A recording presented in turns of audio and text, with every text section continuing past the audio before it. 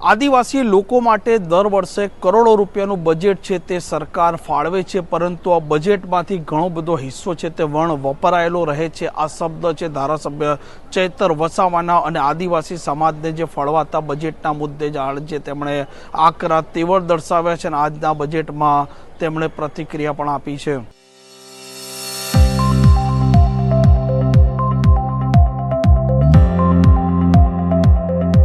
નમસ્કાર, આપ જોઈ રહ્યા છો હોટલાઇન ન્યૂઝ અને હું છું આપણી સાથે તોફિક ગાંચી। ગુજરાત વિધાનસભાના બજેટ સત્રના ત્રીજા દિવસે આજે કોંગ્રેસ અને આમ આદમી પાર્ટીએ વિરોધ દર્શાવ્યો હતો અને આમ આદમી પાર્ટીએ આ બજેટ છે તે સરકાર ફૂલ ગુલાબી ચિત્ર આંકડાની રમત સાથે રજૂ કરે છે તેવી માંગણી કરી હતી અને ધારાસભ્ય ચૈતર વસાવા મેદાને આવતા કહ્યું હતું કે દર સાલ સરકાર છે તે આદિવાસી લોકો માટે કરોડો રૂપિયાના બજેટની જાહેરાત કરે છે, પરંતુ આ બજેટમાંથી મોટા ભાગનો હિસ્સો વણ વપરાયેલો રહે છે અને વણ વપરાયેલો હિસ્સો છે તે અન્ય જગ્યાએ વાપરવામાં આવે છે। તે કારણસર આદિવાસી વિસ્તારના લોકોના જે પ્રશ્નો છે તેમના જે કામો છે તે થતા નથી અને તે જ કારણસર સતત આદિવાસી વિસ્તાર છે તે પછાત રહે છે। ચૈતર વસાવાના આરોપ પણ આપ સાંભળો।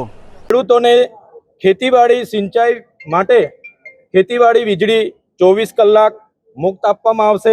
ઘર વપરાશની વીજળી 300 યુનિટ સુધી ફ્રી આપવામાં આવશે।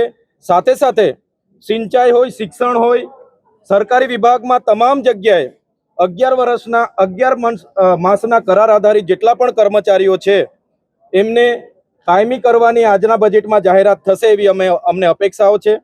સાથે સાથે ગુજરાતમાં જે કુપોષણ છે એના નિવારણ માટે પણ સુચારું આયોજન આજના બજેટમાં કરવામાં આવ્યું હશે। સાથે સાથે જે નર્મદા હોય એનું જે કઢાણા હોય, ઉકાઈ હોય કે જે પણ જળાશયો બન્યા છે એનું સિંચાઈનું પાણી પણ આદિવાસી વિસ્તારો સહિત તમામ વિસ્તારોમાં પૂરતું વ્યવસ્થા પ્રમાણે પહોંચાડવાનું આજના બજેટમાં આયોજન હશે।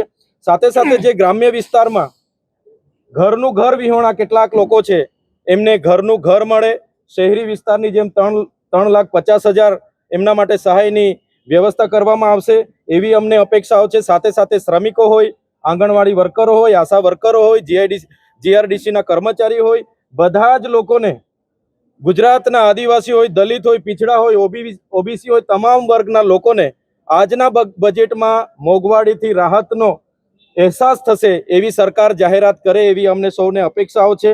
અને આજનું જે બજેટ છે એમાં અમે શિક્ષિત બેરોજગારો જે પણ લોકો છે એમને પણ રોજગારી ભત્તાની જાહેરાત ગુજરાત સરકાર કરશે એવી આજના બજેટમાં અમે સૌ અપેક્ષા લઈને બેઠા છે।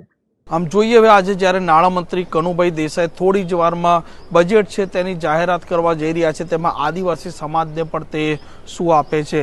આ પ્રકારના સમાચાર માટે હોટલાઇન ન્યૂઝ ચેનલને લાઇક, શેર અને સબસ્ક્રાઇબ કરવાનું ભૂલતા નહીં। નમસ્કાર।